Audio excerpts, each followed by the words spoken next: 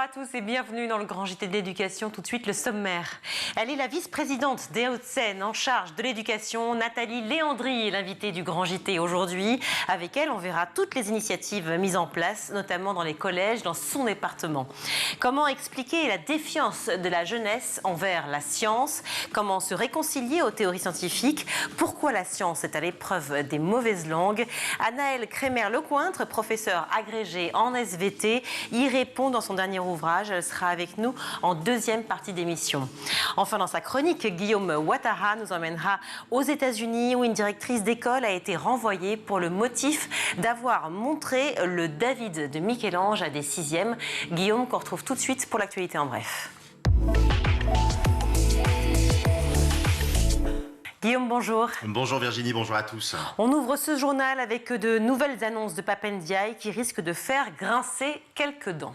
Oui, le ministre de l'Éducation nationale était l'invité ce matin de Public Sénat et il a fait plusieurs annonces très intéressantes et très attendues. La première, un petit peu surprenante, c'est sur la réforme des retraites. Le ministre de l'Éducation nationale se veut rassurant. Aujourd'hui, a-t-il dit, un petit tiers des professeurs partent à 64 ans à la retraite.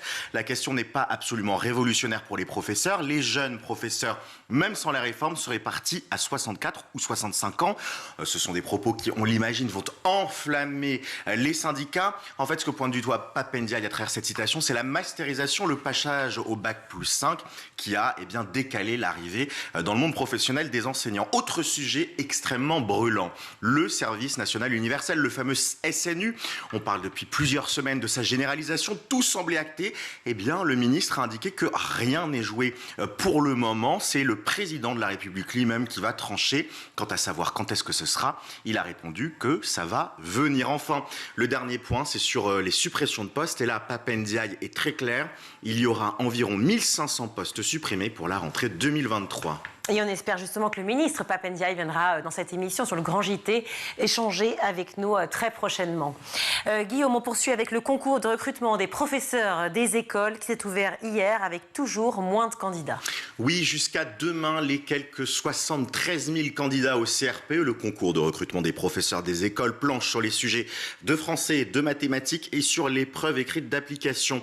Mais le magazine Challenge s'inquiète sur les défections de plus en plus nombreuses du côté des candidats. À titre d'exemple, sur les 6 600 inscrits pour les concours des académies de Paris, Créteil et Versailles, seuls 2 500, moins de 40%, se sont effectivement présentés hier pour la première épreuve qui démarrait à 14h. Le problème, c'est qu'il y a 2 500 candidats pour 2 700 postes à pourvoir, donc moins de candidats que de postes à pourvoir. Le ministère il fait tout pour pallier ces défections. Premièrement, la période d'inscription a été augmentée de 3 semaines il y a quelques mois pour essayer d'avoir un maximum de candidats. Un concours supplémentaire va être organisé également. Et puis enfin, les barres d'admissibilité au CRPE sont en constante baisse. On parle de 7 sur 20 dans certaines académies l'an dernier. On poursuit avec un lycée évacué hier à cause de tirs de mortier effectués par des élèves. Oui, la violence scolaire, on y revient sans cesse. Hier, en fin de matinée, c'est au lycée Jean Rostand de Mantes-la-Jolie que des élèves, pour leur non identifié, ont tiré au mortier d'artifice. Vous savez, ces mortiers, ils sont habituellement utilisés à des fins ludiques, notamment le 14 juillet pour des feux d'artifice, mais dans un tel contexte, ils auraient pu causer énormément de dégâts matériels et surtout humains. Heureusement, les tirs n'ont fait aucun blessé. Le rectorat s'est fendu d'un communiqué relayé par nos collègues de France Info. Une plainte sera déposée par l'établissement. La rectrice de l'Académie de Versailles condamne ces incidents et apporte son soutien à la communauté éducative ainsi qu'aux élèves du lycée. Direction la Haute-Savoie avec cette affaire très étrange où des élèves sont touchés par des maux inexpliqués depuis plusieurs mois. Psychose, c'est le terme qui ressort dans la presse régionale depuis plusieurs semaines. L'affaire se passe à l'école publique de Bouègues, en Haute-Savoie. Et en fait, on ne sait pas tellement ce qui se passe. Depuis plusieurs mois, plusieurs élèves et des enseignants se plaignent de symptômes physiques étranges qu'ils ont au sein de l'établissement. Plaques rouges sur le corps, démangeaisons, yeux rouges, gêne respiratoire. La liste des manifestations physiques est longue. Sur les 140 élèves que compose cette école, 2 enfants de classe de CM2 sont déscolarisés depuis la rentrée de février, tant les symptômes sont handicapants au quotidien. Au sein de l'établissement, on ne comprend pas ce qui se passe. L'école n'est pas nouvelle, elle a été construite il y a 8 ans. Des contrôles ont été réalisés pour découvrir la cause du malaise persistant. Pas de réponse pour l'instant. Diverses actions ont été réalisées, l'entretien de la ventilation, le changement de filtre, le remplacement de certains produits ménagers, sans succès. Alors pour approfondir et tenter de démêler le vrai du faux, un prestataire a été engagé pour évaluer la qualité de l'air intérieur. Les résultats sont attendus pour la semaine du 17 avril. On termine ce journal aux États-Unis où 2 lycéennes auraient fait une découverte révolutionnaire dans le domaine des mathématiques. Oui, on va parler dans quelques instants de la défection du désamour des jeunes pour les disciplines scientifiques. Eh bien, elles font un petit pied de nez à cette théorie, ces 2 jeunes américaines. Alors, on va reparler du théorème de Pythagore. Peut-être quelques angoisses pour certains. Reprenons calmement. Vous savez, le théorème de Pythagore, c'est ce théorème qui montre que si un triangle est rectangle, le carré de l'hypoténuse, le plus long côté opposé à l'angle droit, est égal à la somme des carrés des 2 autres côtés. Le fameux a carré plus b carré égale c carré. On peut le démontrer, ce théorème, par une centaine de manières, mais il y a une manière qu'on ne peut pas utiliser, c'est la trigonométrie. La trigonométrie, c'est de la géométrie où on étudie le rapport des mesures entre les angles et les longueurs dans un triangle rectangle. Pourquoi on ne peut pas utiliser la trigonométrie? Eh bien parce que le fondement de la trigonométrie, c'est le théorème de Pythagore. Donc on ne peut pas utiliser ça. Dans le Guardian, on nous rappelle, toute prétendue preuve du théorème de Pythagore qui utilise la trigonométrie constitue une erreur logique connue sous le nom de raisonnement circulaire. Eh bien, 2 lycéennes américaines, Calcea Johnson et Nekia Jackson, nous ont dit que c'était faux. Il existe, selon elles, une preuve qu'on appelle la preuve impossible pour démontrer ce théorème. Dans notre conférence, nous présenterons une nouvelle preuve du théorème de Pythagore qui est basée sur un résultat fondamental en trigonométrie, la loi des sinus, et nous montrons que la preuve est indépendante de l'identité trigonométrique de Pythagore. Bref, elles ont fait une sacrée découverte qui pourrait remuer le domaine mathématique. On attend simplement que tout ça soit validé par un comité de chercheurs. Merci beaucoup, merci Guillaume. La vice-présidente des Hauts-de-Seine en charge de l'éducation et du numérique éducatif, Nathalie Léandri, est avec nous dans le Grand JT. C'est tout de suite. Nathalie Léandri, bonjour. Bonjour. Merci beaucoup d'être avec nous sur le Grand JT. Vous êtes la vice-présidente du département des Hauts-de-Seine en charge de l'éducation et du numérique éducatif. Pap Ndiaye, le ministre de l'Éducation, donc, a annoncé 1500 suppressions de postes ce matin avec un réaménagement de la carte scolaire, des classes qui ferment et qui vont continuer à fermer. On le sait, beaucoup d'enseignants en parlent depuis de longs mois, les syndicats aussi. Quelle est la situation dans les Hauts-de-Seine pour la rentrée qui arrive, celle de septembre 2023 ? Alors nous serons directement touchés par ces suppressions. Alors je vais vous en parler, même si nous n'avons pas la compétence en tant que collectivité départementale, nous n'avons pas la compétence des enseignants et du contenu pédagogique de ce qui est enseigné, mais nous subissons quand même ces fermetures de classes et surtout dans le 92 qui est un département qui est très touché par le départ de certaines familles qui ont trouvé un équilibre familial ailleurs pendant le confinement. Et on pensait qu'ils allaient revenir, mais ils ne reviennent pas. Donc, ce sont des fermetures de classe, bien sûr des enseignants en moins. Et puis pour nous, collectivité, ça ne remet pas en question ce que nous mettons en place au sein des établissements scolaires, notamment des collèges, puisque là est de notre compétence. Mais nous suivons ça de près malgré tout. J'ai lu le chiffre de 250 fermetures de classes dans le département, 55 postes en moins. On l'a vu, on l'a dit, le ministre ne cesse d'en parler. Les professeurs, de manière générale, instituteurs aussi, désertent ce métier pour des problèmes de conditions de travail, pour des problèmes de salaire, pour des problèmes aussi de violence qu'on peut rencontrer à certains endroits. Des classes qui ferment avec des classes bondées de l'autre côté, des enfants qui arrivent à 28, 30, des professeurs aussi qui doivent enseigner face à peut-être parfois 30, 32 élèves. Est-ce que c'est une situation que vous risquez de rencontrer ? Je rappelle que dans le département, on s'occupe des collèges. C'est effectivement les départements qui s'occupent des collèges. Est-ce que c'est une situation que vous risquez de rencontrer aussi, vous, de votre côté ? Des professeurs en moins, donc manquants, et des classes bondées ?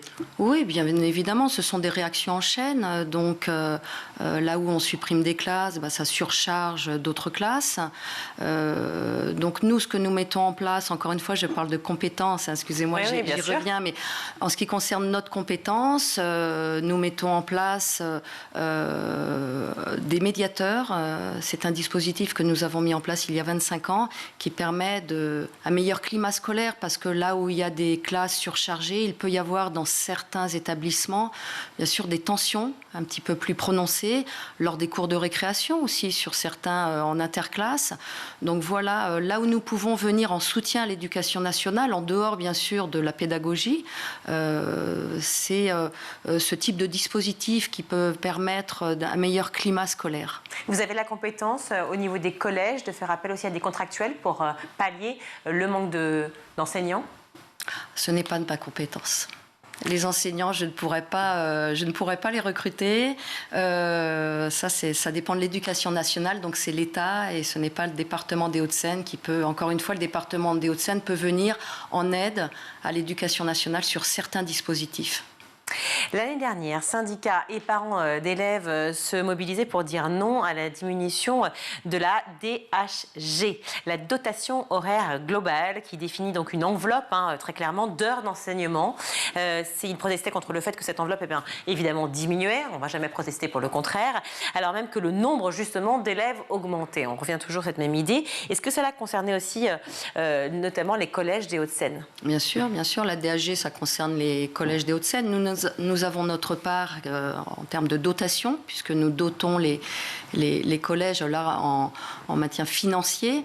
Là, la DHG, c'est un nombre d'heures qui est déterminé par l'Éducation nationale sur le nombre de sections également que doivent organiser chaque collège en fonction du nombre d'élèves et encore une fois, oui, de la DHG qu'on leur octroie. Donc, oui, les parents étaient vent debout par rapport à cette diminution et nous n'avons pas la main, encore une fois, malheureusement, là-dessus. Mais alors justement, ça impacte aussi les réseaux d'éducation prioritaire, et en particulier justement ces enfants-là. Est-ce que c'est pas là, au contraire, où il faudrait pouvoir donner davantage de moyens?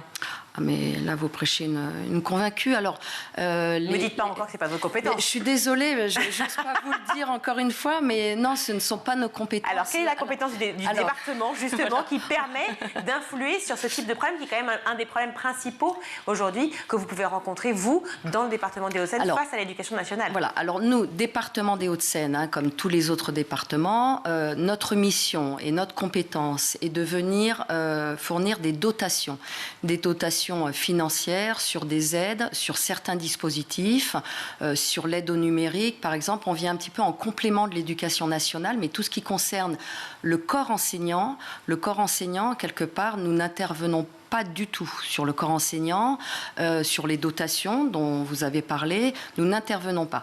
Nous intervenons sur des dotations en début d'année pour les projets pédagogiques, pour l'équipement du numérique et pour des dispositifs éducatifs, sportifs et culturels au sein des collèges. Donc, on vient un petit peu en parallèle à ce que fait l'éducation nationale. On vient en soutien, on travaille bien sûr avec eux, mais le corps enseignant, nous n'intervenons pas.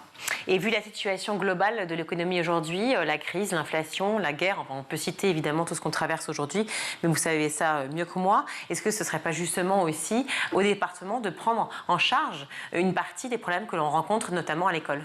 Tout à fait, je crois qu'il y a des sujets où il ne faut pas mettre de barrières. Vous les avez cités, ces sujets-là. Donc nous intervenons vraiment, dès que nous pouvons intervenir, nous intervenons. Alors parfois, il y a des compétences qui sont clairement définies, encore une fois, et là nous ne pouvons pas. Mais ce que vous venez de citer, nous venons en soutien dès que nous pouvons. Lors du Covid, nous sommes venus en soutien sur les masques, sur tout ce qu'on pouvait faire. Tout ce qu'on peut faire, on le fait. Pour venir, ce sont des collégiens, ce sont des jeunes qui sont sur le territoire des Hauts-de-Seine et nous devons venir dans le cadre d'une politique jeunesse aussi auprès de ces collégiens et auprès du corps enseignant. Là où il y a des dispositifs à mettre en place, nous les mettons pour permettre aux enseignants de pouvoir, en dehors du programme scolaire, de pouvoir faire des dispositifs qui permettent aux collégiens d'apprendre aussi, mais autrement que dans le cadre des programmes scolaires. Alors parlons justement de ces dispositifs que vous venez d'évoquer. Premier dispositif, l'accès à la culture, qui est très important, notamment dans toute la France évidemment, mais en particulier dans les Hauts-de-Seine où vous en faites une priorité, l'accès à la culture et aux activités artistiques de manière générale, et ce pour tous les enfants. Évidemment, le problème que l'on rencontre dans beaucoup de familles, c'est le problème financier de cet accès à la culture. Il est toujours très difficile de pouvoir amener ses enfants, en plus de son travail, en plus de l'école et en plus des activités, des fournitures scolaires, etc., à aller vers la culture. Qu'est-ce que vous proposez au sein des Hauts-de-Seine pour cela? Alors, ce que nous proposons, nous avons un pass qui s'appelle Pass Plus Hauts-de-Seine, ouais, qui est notamment un porte-monnaie électronique qui va permettre d'aider les familles à inscrire leurs enfants à différentes activités, que ce soit sportives ou culturelles. Donc, quand nous l'avons mis en place, nous nous sommes rendus compte que les gens se dirigeaient beaucoup vers le sport. Non pas qu'on ne veut pas que les enfants aillent vers le sport, bien au contraire, surtout à l'aube de 2024, des JO 2024. Oui. Mais la culture, on a orienté, donc c'est un porte-monnaie électronique de 80 € et de 100 € pour les boursiers, orienté 20, 60, 20 € ou 60 € en fonction de ce qu'ils choisissent. Donc on peut prendre un porte-monnaie électronique à 60 € pour la culture, pour s'inscrire à différentes activités. Mais pour aller vers quoi exactement? C'est-à-dire tous les musées du département, pour faire quoi? Pour aller au sein des villes, c'est-à-dire que toutes les associations peuvent s'inscrire au Pass Plus, qui permet à l'enfant d'aller s'inscrire à une activité au sein de sa ville et d'avoir cette réduction. Donc on a plus de 2000 associations qui se sont inscrites, donc en fonction du tissu culturel qu'il y a sur les villes. Donc chaque élève peut trouver son bonheur au sein de ce pass. Alors il y a aussi le chemin des arts, qui est une école de spectateurs. Pratiquer l'art, c'est à la fois être spectateur, mais c'est aussi acteur du monde de l'art. Est-ce que vous proposez aussi? Tout à fait. Donc on a un beau dispositif au sein du service culturel qui permet à ces élèves d'avoir accès à la culture, chemin des arts, comme vous le disiez, d'être acteur et aussi de pouvoir produire, de pouvoir exceller dans un domaine qu'ils n'imagineraient pas. Donc on les met un petit peu en situation, on les met en contact aussi avec des professionnels qui permettent d'accéder à ces dispositifs. Votre titre, c'est vice-présidente du département des Hauts-de-Seine en charge de l'éducation et du numérique éducatif. Parlons justement numérique. Vous proposez un festival de jeux vidéo, Hauts-de-Seine Digital Games, les 21 et 22 avril prochains à Porte de Versailles. Quel est le principe de ce festival? C'est aussi une façon de dire à tous ces élèves, tous ces enfants, ces collégiens que tous les métiers en 2030, ou en tout cas 85%, c'est le chiffre évoqué aujourd'hui, 85% seront des métiers du numérique. Oui, vous avez tout dit. Et on va dans le sens aussi de ce que vous mettez en avant dans votre émission, qui est l'école de demain, l'école du futur. Et le président Georges Siffredi y tient, c'est-à-dire aider ces élèves, ces enfants qui ont sûrement beaucoup d'idées dans le domaine, mais qui ne savent pas comment s'orienter, parce que ça reste quelque chose de nouveau. Et les parents peuvent aussi ne pas savoir comment s'orienter. Donc ce festival va permettre en effet de découvrir des métiers, de se diriger aussi vers l'apprentissage. Notre président y tient, l'apprentissage, aider les jeunes à aller vers l'apprentissage de certains métiers, et là notamment les métiers du numérique. Alors c'est un festival de jeux vidéo où il y a aussi du numérique, ce n'est pas que jeux vidéo. Voilà, il y a plusieurs orientations. Il y a jeux vidéo, il y a numérique, il y a tout ce qui est lié à la découverte des métiers du numérique. Ça veut dire qu'aussi au sein des Hauts-de-Seine, donc de votre département, vous proposez une scolarité entièrement numérisée? Ou bientôt? On peut, mais là je vais me rattacher aussi à l'éducation nationale, lorsque nous reconstruisons de nouveaux collèges, on peut avoir une orientation, une imprégnation du numérique très forte. Pour cela, il faut des porteurs de projets, il faut une équipe d'enseignants qui soit vraiment partante pour ça. Et nous, les compétences dont on parlait, on a notamment la compétence de pouvoir équiper en matériel innovant ces nouveaux collèges qui s'orientent vers le numérique et qui ont vraiment une imprégnation du numérique. Et pourquoi uniquement les nouveaux collèges? Pourquoi pas aussi les anciens qui, de toute façon, sont aussi dans cette société qui est tout numérique?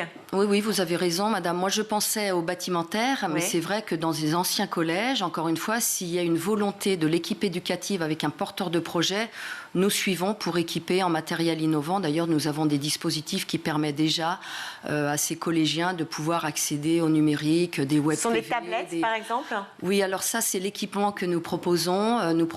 Alors déjà, nous avons équipé tous les enseignants en ordinateur et nous proposons aux collégiens, à partir d'un certain quotient familial, de pouvoir être équipés en matériel, c'est-à-dire un ordinateur portable. Alors justement, parlons du quotient familial. Il s'agit aussi de parler d'égalité des chances face à l'apprentissage, face à la scolarisation. égalitaire pour tous les enfants des Hauts-de-Seine. J'imagine que c'est aussi un but pour vous. Bien sûr, bien sûr. Est-ce qu'on y est déjà ? Vous savez, on fait en sorte de réduire ce fameux fossé dont on parle toujours, que ce soit dans l'enseignement ou dans beaucoup de domaines. Donc, on peut le réduire, ce fossé, en effet, en venant, nous, en aide aux familles. Et pourquoi on n'a pas équipé tous les collégiens ? Parce que, justement, cette démarche égalitaire fait que la plupart des familles dans les Hauts-de-Seine sont équipées et nous ont dit clairement, écoutez, nous n'avons pas besoin d'un équipement supplémentaire. Donc, partant de ce constat, nous avons fait en sorte justement d'équiper certaines familles qui le demandaient et qui avaient un quotient familial ou une situation familiale aussi, parce qu'on l'a bien vu pendant le confinement, hein, quand on est les parents plus 3 enfants à devoir faire les devoirs à la maison et puis et le télétravail, au niveau équipement, ça peut coincer. Donc, nous avons mis en place une formule qui se respecte, mais qui peut quand même varier en fonction des demandes. Quand vous dites une formule qui se respecte, ça veut dire, pardon ? C'est-à-dire ce fameux quotient, parce que c'est vrai qu'on souvent on nous dit tel département a donné une tablette à chaque élève. Oui.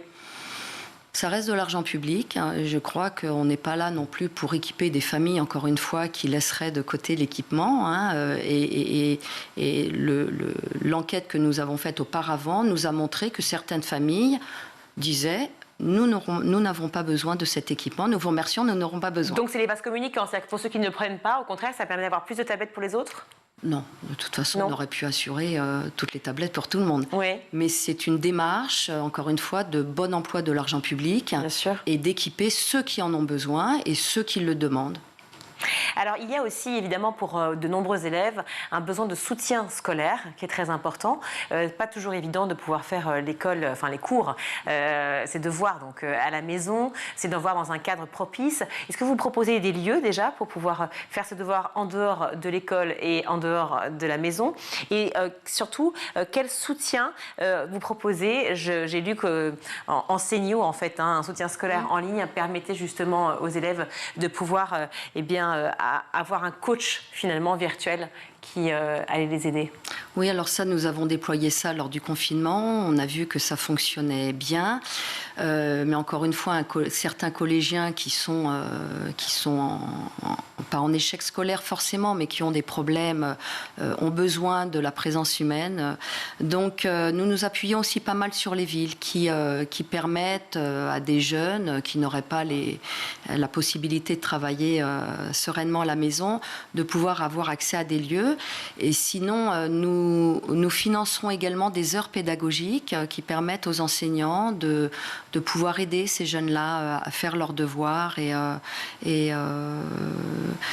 et encore une fois... Sur la base du volontariat, un enseignant qui, par exemple, voudrait rester un peu plus tard pour aider les enfants ? Alors, c'est pas sur la base du volontariat, mais rémunéré par des heures, au travers d'heures pédagogiques financées par le département, pour aider ces jeunes. Alors, ça, ils peuvent rester au collège. Il y a l'Éducation nationale qui propose également devoirs faits. Nous le proposions avant, mais nous nous sommes retirés puisque l'Éducation nationale a repris le dispositif. On ne cherche pas à faire du doublon. Bien sûr. Mais devoir fait, c'est aussi une possibilité pour ce jeune de rester au collège avec l'aide d'un enseignant. Dernière question, parce que malheureusement, on a plus de temps. L'aide, c'est aussi au quotidien pour toutes les familles qui ne peuvent pas assumer des frais de cantine des frais d'alimentation de manière générale et donc des frais de cantine aussi à l'école trop importants. Comment vous aidez justement ces familles face à cette inflation aujourd'hui, des coûts de cantine qui forcément, j'imagine, ont augmenté aussi pour les Hauts-de-Seine puisque c'est le cas dans beaucoup de régions de France. Oui, tout à fait. Oui, vous avez raison de le souligner. Donc en effet, les frais de cantine ont beaucoup augmenté. Nous avons des tranches, pareil, au quotient familial. Et le premier tarif est à 64 centimes d'euros le repas pour les familles qui sont vraiment à un quotient familial très bas. Et il y a aussi l'Éducation nationale, au travers les fonds sociaux, qui viennent aider. Donc un repas peut être gratuit pour les enfants dont les familles sont en difficulté. Il peut être gratuit ou c'est 64 centimes minimum ? Alors c'est 64 centimes minimum, mais ces 64 centimes peuvent être aspirés par les fonds sociaux. Par les fonds sociaux, d'accord. 64 centimes au minimum, le repas le plus important, en fonction, j'imagine, de l'indice de position sociale des familles. Tout à fait, 4,28 €. Voilà, et puis après, il y a du... Et donc, il faut savoir que le département prend en charge plus de 50% des frais de cantine. Là, avec les augmentations, nous n'avons pas augmenté les tarifs cette année. C'est vous, le département, qui prenez en charge le coût de l'inflation ? Tout à fait. D'accord, sur les cantines. Oui, oui. Et donc, ces cantines-là, c'est aussi l'idée de proposer, je l'espère, je l'imagine, une cantine de qualité à vos élèves. Alors c'est ce que nous voulons. Encore une fois, le président Georges Siffredi a voulu vraiment faire de ce nouveau contrat de restauration, de la restauration de qualité.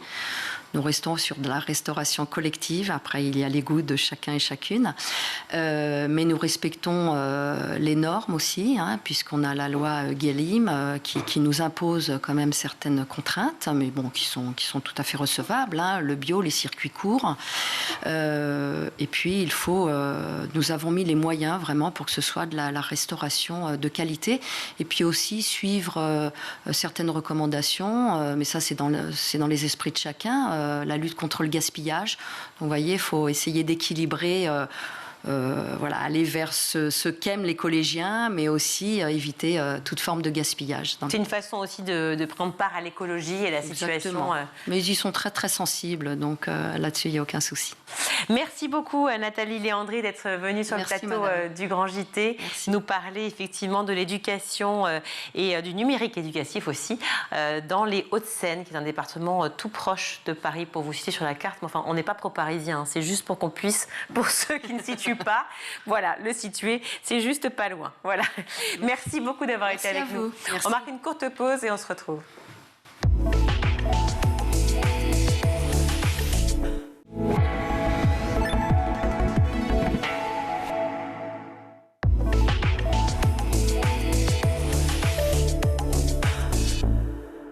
De retour sur le plateau du Grand JT, je suis ravie d'accueillir Annabelle Crémer-Lecointre. Bonjour.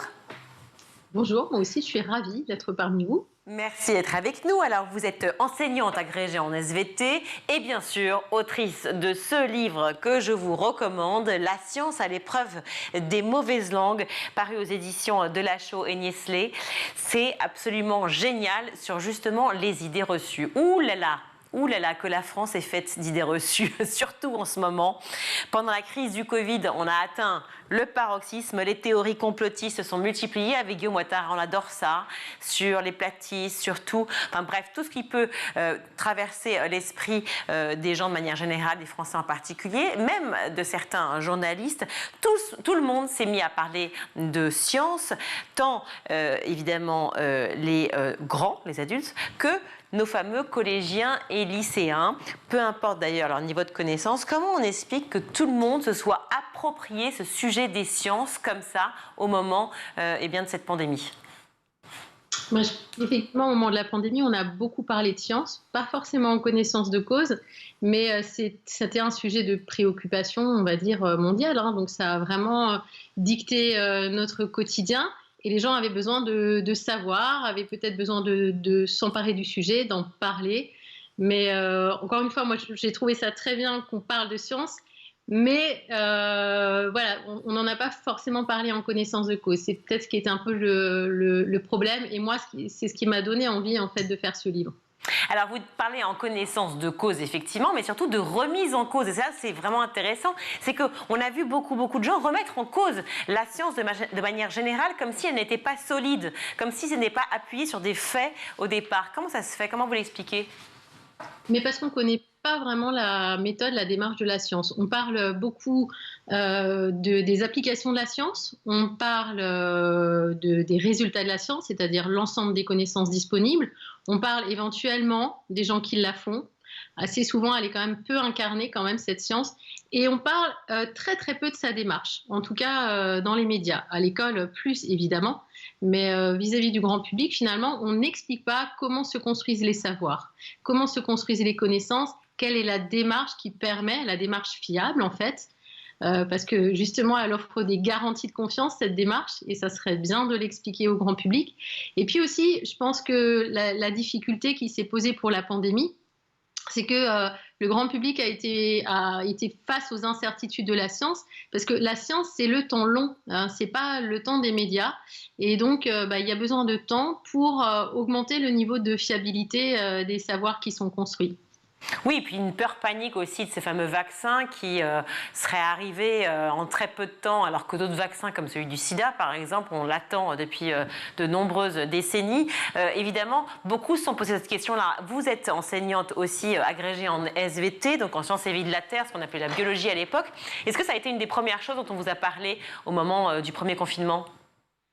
Oui, cette peur du vaccin, mais j'étais pas vraiment surprise en fait, que ce soit de la part d'adultes ou de la part d'élèves. La France, c'est quand même un des pays au monde qui compte le plus d'anti-vax. C'est vraiment l'exception française. Je crois qu'il y a, je cite le pourcentage dans mon livre, mais c'est autour de, plus de 30%. Je crois, ouais, on est entre 30 et 40% même de personnes qui se méfient en fait ou qui ont peu confiance en les vaccins. Alors c'est assez étonnant parce que quand même depuis 150 ans ils ont fait la preuve de leur efficacité. Et s'agissant de ce vaccin-là contre le SARS-CoV-2, il n'est pas sorti comme ça du chapeau du jour au lendemain. Et la technologie ARN messager, elle était déjà connue en fait. Juste, il y a une étude IFOP pour la fondation Reboot et la fondation Jean Jaurès qui a été réalisée sur une population âgée de 11 à 24 ans qui dit qu'en fait la proportion des jeunes qui perçoivent positivement la science a chuté de 22% en 50 ans. Et c'est vrai qu'avec ce livre, eh bien, est-ce que vous donnez justement aux enseignants des moyens de répondre à tous ces élèves qui remettent en question la science, qui remettent en question toutes ces questions? Ouais, exactement. Un des objectifs de ce livre et un des publics ciblés, même si les enseignants ne sont pas les seuls, je pense que le livre, il offre des clés pour pouvoir débattre sereinement de sciences en société. Voilà. Et encore une fois, de savoir comment les savoirs sont construits. Et la difficulté des jeunes, c'est qu'aujourd'hui, le premier moyen d'information, ça aussi, c'était pas la fondation Reboot, je ne sais plus qui avait fait le sondage, je crois que c'était Reuters en 2007. Le premier moyen d'information des jeunes, c'est Internet. Ce sont les réseaux sociaux. Et sur les réseaux sociaux, la grande difficulté, c'est que circulent pas seulement des savoirs, mais aussi des opinions et des croyances. Et que c'est très difficile de faire le tri dans tout ça. Même pour un adulte, c'est compliqué. Il faut avoir les clés. Et il faut savoir qu'en particulier sur les réseaux sociaux, la désinformation circule bien plus vite en fait que les savoirs. Et donc, c'est nécessaire aussi d'identifier ce qui différencie un savoir, une opinion et une croyance. Et le livre, il offre aussi des clés pour faire la différence entre ce qui est une science et ce qui est une pseudo-science. Oui, alors effectivement, qu'il faut connaître en fait. Pour juste reprendre ce que vous disiez par rapport à l'étude en question, celle en tout cas dont je parlais, celle pour Reboot et pour IFOP, parlait effectivement des jeunes qui se fient aux réseaux sociaux, mais pire, ils se fient aux influenceurs, parce que sur les réseaux sociaux, on peut aussi trouver bien des gens, j'imagine, comme vous, ou d'autres qui ont cette connaissance, qui ont ce savoir. Guillaume Ouattara. Oui, c'est intéressant parce qu'au 19e siècle, ça a été le moment où on a placé un peu la connaissance scientifique comme quelque chose de très haut, qui a été érigé en vérité absolue pour remplacer la religion dans une démarche politique, mais c'était en douceur, on l'utilisait pas trop, quoi. C'était une espèce de chose sacrée. Avec la crise sanitaire, on a observé une forme d'instrumentalisation politique de la science. En gros, on utilisait la science à tort et à travers, que ce soit dans le camp des pro-vaccins, du gouvernement, où on venait mettre étude sur étude et avoir des affirmations un peu trop rapides, ou de l'autre côté, où on était aussi en train de mettre d'autres études. Qu'est-ce qui s'est passé? Est-ce qu'il n'y a pas le risque quand même d'avoir un peu galvaudé la science à des fins politiques? Je pense qu'il faut aussi laisser la parole aux scientifiques. C'est vrai, vous avez raison, elle peut être instrumentalisée, cette science, et il faut vraiment faire en sorte qu'elle ne le soit pas. Il y a une partie du livre qui est consacrée aussi à cette mauvaise récupération du doute. Vous savez, en science, en fait, la posture d'un scientifique ou d'une scientifique, c'est de ne pas être dogmatique et de pouvoir se remettre en question. Donc ça veut dire que si une observation contredit une hypothèse, alors on l'abandonne. Cette posture du scepticisme initial sur les faits, elle est fondamentale. Mais ce n'est pas parce qu'il reste des incertitudes en science. Parfois d'ailleurs, il y a des incertitudes qui ne sont pas liées à des défauts de connaissance, mais qui sont irréductibles aux phénomènes en fait naturels, notamment en biologie. Vous pourrez faire tout ce que vous voudrez, il pourra toujours rester une part d'incertitude et ce n'est pas plus de connaissances qui vont la réduire. Mais il y a certains groupes de pression, certains lobbies qui peuvent instrumentaliser, qui peuvent récupérer ce doute pour faire croire qu'il existe en fait, que la science ne serait pas suffisamment fiable. Et ça, c'est très très grave. Ça s'est observé, ça a été observé dans l'histoire. Naomi Oreskes et Eric Conway sont des historiens américains qui ont sorti un livre qui s'appelait Les marchands de doute en 2010. Et qui montre bien que sur des sujets vraiment très sérieux comme le trou, entre guillemets, dans la couche d'ozone, le réchauffement climatique, etc., ou par exemple les dangers du tabac, il y avait des preuves très solides scientifiquement et certains ont récupéré cette part d'incertitude qui peut exister en science pour dire non mais finalement on ne sait rien. Et donc on joue la montre et ça fait courir en fait un danger certain en fait à la société. Alors, ça, ce livre, Annabelle Kremer-Lecointre, ce sont donc un livre sur les 10 idées reçues, je vais y arriver, décryptées pour bien comprendre la démarche scientifique. Je vais m'attarder juste sur 2 et en fait le temps presse. S'il n'y a pas d'expérience, ce n'est pas de la science. Un petit mot. Mais ça, c'est souvent mes élèves qui ont ça en tête. Ils ne se rendent pas compte que, par exemple, l'histoire, c'est aussi une science. Il n'y a pas d'expérience en histoire, mais c'est aussi une science. Simplement, les preuves qu'on va apporter en science, ce n'est pas des preuves par l'expérimentation. C'est ce qu'on appelle la consilience additive, c'est-à-dire un faisceau d'arguments, d'éléments qui permettent d'aller vers un scénario le plus plausible. Donc, il y a beaucoup de sciences en fait. Il n'y a pas seulement la biologie, la physique, la chimie. On pense souvent à ces disciplines quand on parle de sciences. Les mathématiques aussi. Alors, c'est un petit peu différent comme... C'est une science qui s'affranchit du réel. Donc, c'est en ça que c'est un petit peu différent des autres sciences qu'on a en tête. Que ça soit la biologie, la physique-chimie ou l'histoire par exemple, ou l'économie. C'est vrai que les mathématiques s'affranchissent du réel. Mais il y a des points communs en fait à toutes ces sciences et ça aussi, ça serait intéressant de les enseigner. Il y a une diversité dans les sciences, mais je pense qu'il faut aussi revenir à ce qui caractérise fondamentalement toutes les sciences parce qu'il y a des points communs dans leur démarche. Et c'est ce que j'explique aussi. Alors Annabelle, évidemment, on n'a pas le temps malheureusement de détailler toutes les idées reçues. Il y en a une sur la science et la religion font bon ménage, mais on ne va pas en parler ensemble. Je vous propose d'acheter le bouquin pour justement le lire parce que ça va être passionnant. En revanche, on a une question avec Guillaume Ouattara sur le sujet du bac. Guillaume. Oui, on ne peut pas s'empêcher de vous poser la question tant et ça a fait parler sur les réseaux sociaux, ici même sur School, sur le sujet du bac SVT pour les élèves de terminale et cette question montrait que le réchauffement climatique actuel est en partie lié à l'utilisation par l'être humain de l'énergie solaire du passé. Beaucoup de critiques sur les réseaux. Le sujet serait hors programme, premièrement. Le sujet, c'est mal formulé, deuxièmement. Qu'est-ce que vous en pensez, vous, en tant qu'agrégé de sciences et vie de la Terre, sciences de la vie et de la Terre?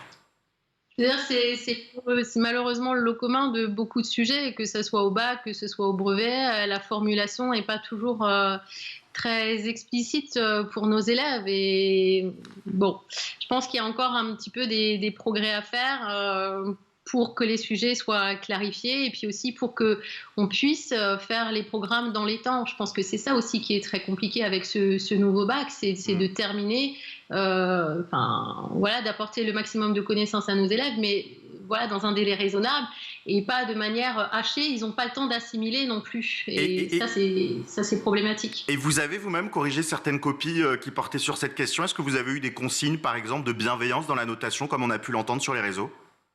Pas du tout. J'ai fait le choix de rester enseignante en collège parce que je pense que c'est là que j'ai le plus de choses. C'est ma conviction personnelle, mais je pense que c'est là que j'ai le plus de choses encore à apporter. J'ai fait une partie aussi de mon temps à l'université et aujourd'hui je suis toujours en collège et je suis très satisfaite d'y être parce que je pense que c'est vraiment déjà là qu'il faut enseigner les fondamentaux en sciences et qu'on a encore un petit peu une marge de manœuvre et un petit peu de liberté. Merci beaucoup, merci Annabelle Kremer-Lecointre d'avoir été été avec nous. Je rappelle que vous avez publié cet ouvrage, La science à l'épreuve des mauvaises langues, 10 idées reçues décryptées pour bien comprendre la démarche scientifique. Alors on voit, les scientifiques se trompent, on ne peut pas leur faire confiance, tout le monde a son mot à dire sur la science, sans demander mon avis ici, là, il paraît que tic, tic, tic, envoyé. Enfin bref, tout un tas de choses, des idées reçues. Évidemment, c'est absolument génial à lire, à comprendre, à décrypter et à faire passer à ses copains, ou en tout cas à proposer. Merci beaucoup d'avoir été là avec nous. Donc c'est aux éditions Delachaux et Niestlé. Merci Annabelle. Allez, cher Guillaume, c'est à vous. C'est votre chronique vue à l'étranger, direction les États-Unis. Alors Guillaume, vous avez enfin sorti la tête des réseaux sociaux pour nous parler d'art aujourd'hui. Oui, j'avais envie de vous montrer que je suis une personne protéiforme qui ne s'intéresse pas qu'au Kwakubara et au Protéiforme, TikTok, tout à fait. mais qui s'intéresse curieux de tout ouais. et surtout de l'art. Regardez, si je vous montre cette image, qu'est-ce que ça vous évoque, Virginie? Ah bah le David de Michel-Ange. Exactement, Ouais, c'est une belle sculpture, chef-d'œuvre de la Renaissance, sculpté entre 1500 et 1504 par Michel-Ange, qui avait utilisé un bloc de marbre blanc assez compliqué, avec de nombreuses aspérités qui étaient très complexes à contourner, mais dont il a réussi à faire la merveille que nous connaissons. Ça vous choque cette image ?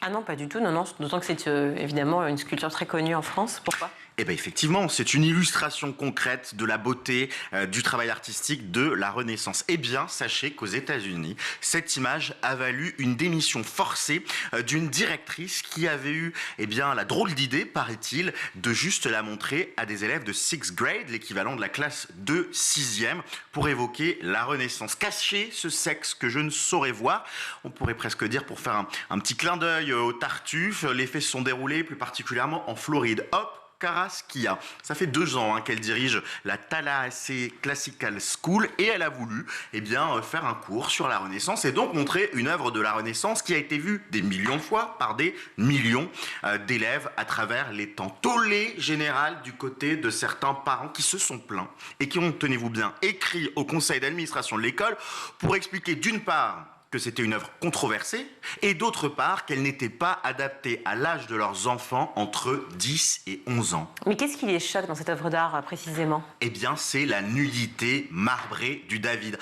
On va regarder une nouvelle fois cette image pour comprendre, il est vrai, que le modèle, c'est le David du David et Goliath, apparaît nu et que l'on voit son sexe. Mais c'est la représentation de la beauté ultime à l'âge grec, et malgré le fait que ça a été étudié des millions et des millions de fois depuis des millénaires, ça a fait un scandale dans cette école.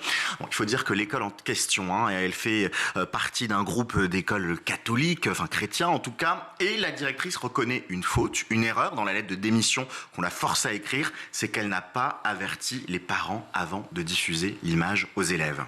Est-ce que c'est la nudité ou est-ce que ce sont les abdominaux qui sont trop proéminents ? C'est ça la question. Pour les Américains, sans doute les deux. En tout cas, cette histoire est vraiment assez étonnante, pour ne pas dire lunaire. Comment réagit-on aux États-Unis dans le reste du monde alors ? Alors, aux États-Unis, deux camps s'opposent. D'un côté, celles et ceux qui disent « mais oui, c'est honteux, on a montré limite de la pornographie à des élèves », sachant qu'ils ont accès à de la vraie pornographie par d'autres moyens, notamment sur leur tablette. Et de l'autre, on a évidemment des personnes qui, comme nous, on ne va pas se cacher, sont scandalisées. En Italie, à l'endroit... Scandalisée qu'elle ait été licenciée, voilà. Évidemment. Aux États-Unis, voilà ce qui se passe. En Italie, notamment à Florence, où cette sculpture est exposée, cette affaire, elle scandalise et elle fait grand bruit. Écoutez ce que dit la directrice de la galerie académique de Florence. Il faut vraiment avoir l'esprit tordu pour confondre. Ceux qui sont dérangés par la nudité de David ont un sérieux problème avec les racines de la culture occidentale, alors que c'est justement la nudité qui est le symbole de sa pureté. Le maire de Florence a réagi, lui, sur les réseaux sociaux. Il critique évidemment cette décision d'une démission forcée de l'enseignante et il l'invite d'ailleurs à venir visiter Florence. Mais au fond, qu'est-ce qui se joue clairement, Guillaume ? Parce que c'est pas que la nudité, soyons clairs. Oui, effectivement. Allez, on va prendre un peu de hauteur, arrêter de se moquer, puisqu'on a envie vraiment de se moquer de cette décision, et comprendre en fait quels sont les problèmes de fond de la société américaine qui sont illustrés par ce débat. En fait, aux États-Unis, il y a un droit fondamental, c'est le droit parental et les différents droits parentaux. Les parents doivent être mis au-dessus de tout et on doit les respecter tout le temps. Et la Floride, c'est un peu le bastion des conservateurs américains. Et ici, on défend à 100% ce droit des parents. Le gouverneur républicain Ron DeSantis est en train de diffuser une petite musique très conservatrice, un peu anti-LGBT, qui remet la famille au centre de la tradition. En fait, ce qu'on reproche à l'enseignante, c'est pas tant d'avoir diffusé cette œuvre, mais c'est de ne pas avoir prévenu en amont les parents qu'elle allait montrer une photo où une nudité apparaissait et que cette nudité pouvait éventuellement choquer certains enfants. Le président du conseil des parents à l'initiative de cette démission forcée, il n'avait pas été licencié, on l'a poussé à démissionner. Il a expliqué en fait que la majorité des parents avaient trouvé cette image totalement appropriée, que ça ne les avait pas dérangés, mais il a suffi d'une seule parent d'élève qui s'est plainte pour remettre en cause les quand même 2 ans de service de la part de la directrice de cette école. Son mari, d'ailleurs dans les médias, s'est dit profondément scandalisé par tout ce qui se passe. Pour le plaisir, on va regarder une dernière fois cette œuvre d'art. Oui, et pensez à cette directrice d'école justement. Sublime, ce David de Michel-Ange. Merci beaucoup Guillaume Ouattara. Allez, je vous propose de retrouver l'invité de la semaine de Malika Ménard dans Souvenir d'écolier. Et cette semaine, elle reçoit le champion du monde en pâtisserie, Yazid Hichem Rahen. L'école dans tout ça, à ce moment-là? L'école, ça fait partie de mon acheminement. Ça a été très compliqué. J'ai jamais vraiment été très studieux parce que j'étais pas trop dans les codes et les profs me détestaient beaucoup. Et tu crois qu'ils te détestaient? Ouais, j'étais détestable. J'étais, tu sais, l'élève au fond de la classe qui jetait des cartouches d'encre. T'étais indiscipliné. Ouais. Un souvenir d'écolier précis, là, en tête? Comme ça, juste sans réfléchir, le premier qui te vient en tête. Le premier qui me vient, le bureau de la CPE. Tu y allais régulièrement? Ouais. Pourquoi? Je faisais beaucoup de bêtises et puis j'y allais pas trop, à part quand j'étais contraint par le foyer. Et en fait, je me rappelle de ma première voiture, j'avais 13 ans. C'était une Twingo verte. Et comment tu peux conduire une voiture à 13 ans? Un grand du quartier qui me l'avait donnée contre divers services. Et je me suis garé à côté de Madame Vidcock, ma prof de maths. Et je faisais le malin en plus, moi à 13 ans, j'arrivais, les filles de 3e et tout, regardez, je faisais le malin. Et en fait, une demi-heure après, j'étais dans le bureau de la CPE, quoi. Ils m'ont dit, c'est quoi cette voiture? T'as pas le permis? Ils ont appelé la police et puis bon, Et donc du coup, ils t'ont récupéré. Ils ont saisi la voiture parce qu'il se trouve qu'elle était volée, je savais pas. Pour moi, c'était un cadeau empoisonné et puis Tu l'as pas eu très longtemps alors ce cadeau? Non, j'ai eu le temps d'un week-end, quoi. Et puis, je suis arrivé là-bas le lundi à l'école et voilà, c'est tout un tas de petites choses comme ça, tu vois, que j'ai fait un peu en dehors du cadre qui m'ont permis par rapport aux diverses sanctions que j'ai eues après. J'étais jeune, donc c'était pas des grosses sanctions, qui m'ont permis de rentrer dans le rail petit à petit. Et au travers des sanctions, tu prends peur. Et puis, la pâtisserie, elle m'a donné vraiment un but à suivre. Mais je veux dire, justement, quand on te demande une formation, tu ne te poses même pas la question de quelle formation. C'est évident que ça sera la pâtisserie, puisqu'il y a eu ce passage dans ta famille d'accueil où tu as déjà été sensibilisé. Et d'ailleurs, quand tu es placé, tu vois un juge des enfants tous les ans, à la même époque, qui te demande ce que tu veux faire comme métier. Ça permet de voir un peu le cerveau du jeune et ainsi de suite. Et j'ai regardé mon rapport il n'y a pas très longtemps, et moi, depuis l'âge de mes 3 ans, donc, que je sais parler, je dis je ferais pâtissier comme Laurent et Dany. Oui, donc voilà. C'était destiné. Donc c'était destiné, ouais. Est-ce qu'il y a quand même, malgré tout ça, un prof qui t'a marqué ou avec qui tu t'entendais bien? Mon prof de sport. En quelle classe? C'était en 5e. À l'époque, je me renfermais dans la nourriture. J'étais le petit gros dans la cour scolaire qui mangeait les chips Lays et qui était le meilleur ami de toutes les filles. C'est un moment traumatisant de ton enfance. Ouais, forcément, parce que tu es doublement rejeté. Tu manges beaucoup.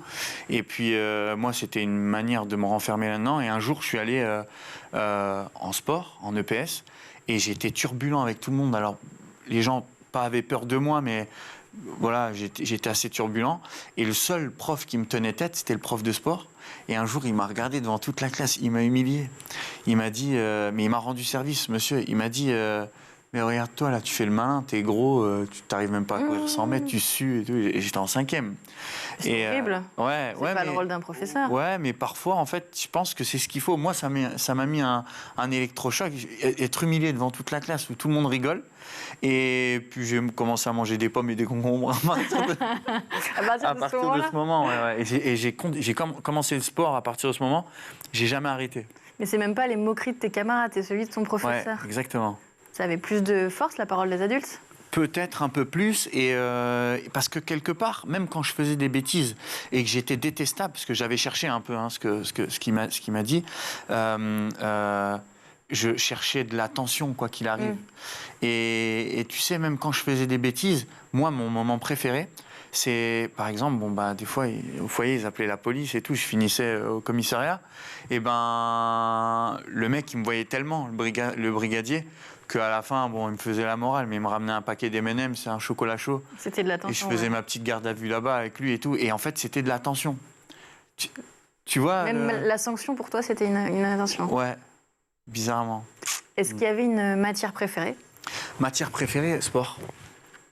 Sport, après, je suis devenu accro. Après la 5e, alors ? Ouais, exactement. Et avant la 5e, art plastique, j'adorais. Vendredi après-midi, art plastique, tu fais des dessins. Tu dessines bien ? Je dessine un peu, ouais, un petit peu.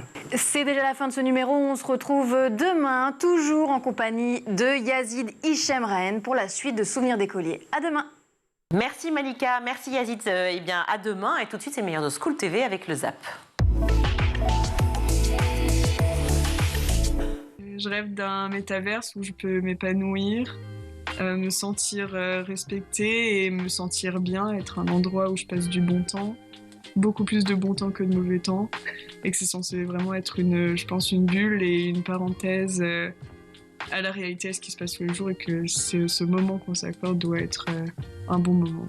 Vraiment, ce serait un endroit où on se sent à l'aise et on peut se retrouver comme ça après une dure journée de bureau. Je rêve d'un métaverse qui soit dominé par chacun, où tout le monde puisse faire ce qu'il a envie de faire sans oppresser aucun. Voilà, vous les avez entendus écouter justement ces jeunes-là. Ce qu'ils nous disent, c'est que, encore une fois, ils n'ont pas envie de voir se répéter peut-être les choses trappes dans lesquelles le Web 2 et la socialisation par les réseaux sociaux est passée, et ne pas les voir se répéter dans un futur Web 3 avec l'essentiel de ses composantes, le métavers, les NFT, les cryptos, la blockchain. C'était important de leur donner la parole avant tout pour pouvoir justement essayer d'y voir plus clair. Alors, c'était obligatoire parce que lorsqu'on fait un rapport sur quel respect et quelle diversité dans les métaverses, si on interroge ce qu'on a fait uniquement 44 experts, plutôt blancs, plutôt mâles, plutôt plus que 50 ans et plutôt habitants plutôt à l'intérieur du périph' qu'à l'extérieur, on n'aura pas fait le travail sur cette diversité. Après tout, c'est le monde qui s'annonce, qui va être l'univers où on va s'aimer, consommer, se rencontrer, jouer, travailler pour les jeunes de demain, pour nos enfants et nos petits-enfants, etc. Donc c'était normal qu'ils aient la parole. Quand avez-vous décidé de parler ? On sait que la prise de parole, c'est peut-être l'une des choses les plus compliquées. Il y a le dépôt de plainte aussi, ça c'est encore une autre étape. La prise de parole, la communication. Très compliqué. Alors moi, dans mon histoire, j'ai été violé par un grand-oncle entre l'âge de 8 ans et 11 ans et après par 2 cousins à l'âge de 12 ans. J'ai fait ce qu'on appelle une amnésie traumatique partielle. C'est important de dire ce que c'est. C'est-à-dire que pour que mon cerveau, en fait, et ma maturité d'enfant comprenne ce qui s'est passé, j'avais occulté une partie des faits et j'avais cru, d'une certaine manière, avoir été acteur de ces viols, d'une certaine manière, allant même jusqu'à troubler ma sexualité. Est-ce que je suis homosexuel, pas homosexuel ? Bref, il y a des choses que je me refusais complètement, donc un truc atroce. À l'âge de 19 ans, j'en parle à mes parents.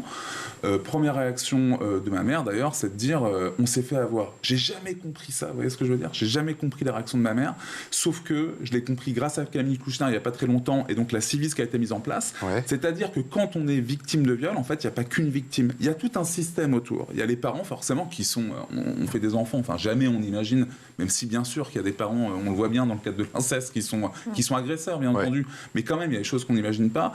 Après, il a fallu que je fasse tout un travail thérapeutique pour comprendre ce qui s'est passé, pour formuler les choses. J'ai déposé plainte, tenez-vous bien, il y a 3 ans simplement. Et comment ? Parce que j'ai fait partie, le grand-oncle qui m'a violé était également prêtre missionnaire, j'ai fait partie des signalements qui ont été faits par la commission Sauvé à l'époque. Et on voit bien, je suis désolé de le dire en plus comme ça, c'est un chemin de croix. Il y a eu une ouverture d'une enquête, il y a aujourd'hui une commission rogatoire qui est mise en place, tout le monde a été entendu, il y a des éléments de preuve qui ont été donnés, qui donnent lieu à ces signalements, etc. Tout le monde a été entendu sauf moi. Donc on est dans un truc où on se dit il faut agir vite. Pourquoi ? Parce que forcément, les victimes, au bout d'un moment, si tout se passe comme ça, il y a un truc qui est complètement inversé qui fait que forcément, il n'y a pas de dépôt de plainte. Ça peut peut-être en arranger certains, mais bon, a priori, il y a quand même quelque chose dans le cadre du débat démocratique de la République, à savoir de protéger les citoyens, qui peut quand même nous interroger à un moment donné. Il y a un super moyen mnémotechnique pour changer sa façon de faire, c'est suivre le chemin des 4 R. Oui, exactement. Résister. Résister. Votre banquier vous offre une clé USB, le poissonnier vous offre un ballon de baudruche, vous dites non merci. Il y a du plastique dedans, je veux pas. Il y a du plastique et en fait je m'en servirai pas. D'accord. Non, merci beaucoup. Donc, à la limite, chez mon primeur, je lui dis écoute, ton ail des ours, volontiers, mais arrête de mettre dans du plastique. Exact, et c'est ça. Faites du lobbying auprès des commerçants. Au bout de 10 clients qui disent je ne le prends pas parce que c'est en plastique, il va trouver. Il va finir par comprendre. J'espère. Réduire. Oui, réduire. En fait, voilà, est-ce qu'on en achète 5 ou est-ce qu'on en achète un seul ? Par exemple, on peut aussi acheter des contenants qui sont concentrés, de la lessive concentrée, du liquide vaisselle concentré, de façon à ce que ça soit moins d'emballage. Donc ça, on en utilise moins. Ensuite, on peut aussi anticiper, comme avant l'ère du jetable. C'est pas un R, ça. Non, c'est pas un R. Mais remplacer. Oui, alors remplacer. Excusez-moi, moi j'ai lu un très bon bouquin, ça s'appelle Réduire sur mon bras plastique. On me dit, méthode des 4 R. J'essaie de suivre le chemin des 4 R. Résister, réduire, remplacer. Voilà, donc le peu d'objets dont vous ne pouvez pas vous passer, vous essayez de les trouver en format non plastique. Un saladier, ça existe en format inox, en format bois, en format tout ce que vous voulez. Pareil pour un tas de choses, des chaussures, des vêtements, etc. Un emballage, des emballages en verre. Voilà, ok. Et réparer pour filer. Exactement. Alors le R c'était pour donner, mais j'ai dit refiler pour la rhétorique. Ça nous fait même un 5e R. Exactement. En fait, l'idée c'est que l'ADEME a calculé que une perceuse sur la vie de l'humanité, sur la vie du monde d'ailleurs, de la planète, une perceuse est utilisée 12 minutes en moyenne. Vous imaginez, on l'a fait faire en Chine, sans doute par des j'achète une perceuse et j'utilise 12 minutes. Voilà, parce que vous allez faire 3 trous, alors peut-être que vous allez en faire plus, mais votre voisine qui l'a acheté une fois, la voisine qui l'a acheté, qui s'en sert une fois, puis après elle ne sait pas quoi en faire et tout. Donc en fait, on peut louer des objets, on peut les prêter. Emmanuel, vous connaissiez évidemment par cœur ces problématiques et ces questions liées au métavers. Ces jeunes, cette Gen Z, ces Born Social, vous les écoutez avec l'agence Even, là aussi, tous les jours, vous allez sonder leurs habitudes justement de consommation. Qu'est-ce qu'ils vous disent aujourd'hui de ces métavers-là ? Qu'est-ce qu'ils en veulent ? Alors, il ne faut pas considérer que tous ces jeunes sont extrêmement attirés et vont tous aller dans le métaverse de manière générale. On va dire qu'il y a 2 populations qui vont qui vont pouvoir se distinguer, se segmenter. Certains qui vont être très attirés, d'autres qui vont être plus réfractaires ou on va dire un peu plus attentistes par rapport au développement du métaverse. Donc déjà, il n'y a pas une attente généralisée.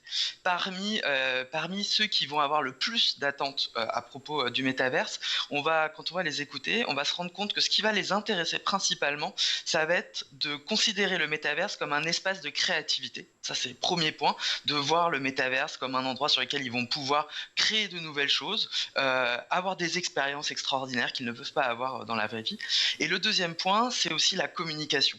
Un peu comme ce qui était expliqué tout à l'heure par rapport aux problématiques RH, ils voient dans le métaverse un nouveau vecteur pour pouvoir discuter, rencontrer des nouvelles personnes, surtout quand on est jeune. On est toujours dans cette démarche d'aller vers l'autre et donc le métaverse peut être un lieu pour pouvoir effectivement rencontrer de nouvelles personnes, avoir de nouvelles relations qui vont pouvoir s'établir dans ces environnements virtuels qui leur permettent de s'extraire des contraintes du réel. Comment on accueille la parole de l'enfant ? La priorité, c'est avant tout de le croire, c'est ça ? Exactement. C'est-à-dire que la première chose à dire à une victime, c'est « je te crois » d'une certaine manière. Ça, c'est important. Tu n'es pas seul, je te crois. Je vais vous raconter une histoire, peut-être très rapidement pour bien situer mon propos. J'ai été moi-même directeur général d'une association qui gérait notamment des crèches, d'accord, avec notamment une dimension d'accompagnement au niveau donc des enfants, des familles, etc. Un jour, on a une petite fille de 2 ans qui dit tonton, il m'a mis le doigt dans la zézette, et dans un premier temps en ciblant le mari de l'assistante maternelle. Donc, terrible, etc., mise à pied, enquête, etc. L'enquête de la brigade des mineurs a démontré que c'était pas le mari de l'assistante maternelle, mais que c'était en réalité un tonton de l'entourage de la maman. Et pourquoi c'était important pour cet enfant? Parce que, encore une fois, l'enfant s'identifie. C'est vrai que les codes des enfants ne sont pas forcément les mêmes, mais elle ne disait pas de bêtises d'une certaine manière. Alors certes, nous, en tant qu'adultes, on se dit, mais c'est terrible pour ce monsieur, etc. Bien sûr, ce qu'il est, c'est abominable de se faire. Mais sauf que, évidemment, si on n'avait pas cru l'enfant, on n'aurait pas pu déterminer aussi qu'elle était en danger avec un oncle donc de son entourage. Et on voit bien qu'il faut bien entendu, je veux dire, décrypter, mais il y a des signaux qui ne trompent pas. Et là encore, on voit bien qu'en France, moi-même, j'ai déjà constaté des choses. Des fois, il y a des situations, 18 signalements sur une enfant, pareil, entre 2 et 4 ans, avec des faits répétés, des propos répétés, etc., qui remontent évidemment au procureur de la République. La justice classe sans suite. On a un problème de fond. C'est-à-dire qu'il y a un boulot de repérage qui est à faire, bien évidemment, qui est essentiel. Mais le gros du travail qui va être fait par la Civis à un moment donné, en termes de recommandations, c'est en réalité au niveau de la justice, parce que le problème de fond, il est là. Pourquoi je dis ça? Parce que derrière, quand vous avez même des éducateurs, par exemple, et autres, qui sont mandatés pour faire leur travail, mais que vous avez un classement sans suite ou autre, comment est-ce que les personnes travaillent en réalité? Comment est-ce qu'on accompagne? Comment est-ce qu'on protège l'enfant, etc. Il y a une question de société majeure qui est portée, qui s'ouvre à nous avec la Civis. Mais le retrait de principe de l'autorité parentale en cas de condamnation pour violence sexuelle, c'est quand même une petite avancée. C'est bien, mais nous on demandait même que ça aille plus loin en réalité. C'est-à-dire que nous on demandait même une suspension provisoire à partir du moment où il y a une enquête qui est ouverte. En se disant que tout simplement, si l'enfant parle et si on va au bout de la démarche, c'est-à-dire je te crois, même si bien sûr c'est difficile s'il y a quelque chose après, mais on ne peut pas au bout d'un moment se dire qu'on croit à moitié l'enfant et on attend que la justice condamne. Sauf que, encore une fois, si on remet ça dans le contexte avec les chiffres que je donnais tout à l'heure, 73% des viols sont classés sans suite. Donc en réalité, si on arrive à quelque chose, je rappelle que le classement sans suite ou le non-lieu ne signifie pas que ça n'a pas eu lieu. Parce que ça signifie que c'est pas suffisamment caractérisé. Ça va schtroumpfer. Mais oui, ça va schtroumpfer, puisque je vais vous parler de ces images qui ont fait le tour des réseaux sociaux, ces images de milliers de personnes déguisées en schtroumpf. Et oui, ça se passe à Landerneau dans le Finistère en Bretagne. Et alors, ils n'étaient pas là que pour le fun, puisqu'il s'agissait de battre le record du monde de réunion de schtroumpf, figurez-vous, record détenu par les Allemands, avec 2762 personnes déguisées en schtroumpf. Waouh, quand vous dites déguisé, on l'a entrevu dans la vidéo sur TikTok, c'est pas juste un costume, il y a des règles hyper strictes pour que ce soit validé. Hyper strict. En fait, pour entrer au Guinness Book des records, c'est très très strict. Il faut donc bien sûr être déguisé, mais là aussi, attention, chaque détail compte. Schtroumpfette, par exemple, doit avoir une robe blanche, une perruque blonde et des chaussures à talons blanches. Sinon, c'est disqualification. Et il fallait bien sûr avoir la peau peinte en bleu. Et ouais, logique. Et alors, on a battu le record des Allemands? Non. Mais à rien. À 231 participants près. Donc, rendez-vous l'année prochaine, avec peut-être en guest Emmanuel Davidenkov. Et puisqu'on parle de schtroumpf, petite info bonus. Juste que dans ma peinture, il n'y a pas de. Bah voilà, je vous vois bien en schtroumpf. Sans plastique. Il y a peut-être du plastique, on va en parler après, mais il y a plein de. Je voulais vous donner la petite anecdote pour ceux qui nous regardent. D'où vient le mot schtroumpf? Est-ce que vous savez? Je sais pas, c'est Payot, je sais qu'il a inventé les schtroumpfs. Tout à fait. En fait, c'est une anecdote. Payot qui a créé les schtroumpfs était à table avec des amis, dont le dessinateur Franquin. À un moment, il lui demande de lui passer le schtroumpf. Et donc, voilà le schtroumpf. Merci de l'avoir schtroumpfé. Quand j'en aurai plus besoin, je te le re-schtroumpferai. Et voilà, les schtroumpfs sont nés comme ça. Merci à vous tous d'avoir suivi ce grand JT avec Guillaume Ouattara et moi-même, ainsi que toute l'équipe du grand JT. Aujourd'hui, à la réalisation, c'est Xavier Sanchez. Le son, c'est Alexis Oussabassidis. Le maquillage, Tae Sayad. Les cheveux. Et oui, aujourd'hui, j'ai eu le droit à une coiffure sublime de Marine Plantex. Ça se voit. Et moi aussi, elle m'a fait les cheveux aussi. Oui, ici, au niveau du torse. Emma Guessel et Agathe Delannoy à la rédaction, que je remercie aussi de tout cœur. Merci à vous tous de nous suivre, Canal 247 sur les Freebox et schooltv.com pour revoir toutes les émissions. Très belle soirée à tous. Ciao.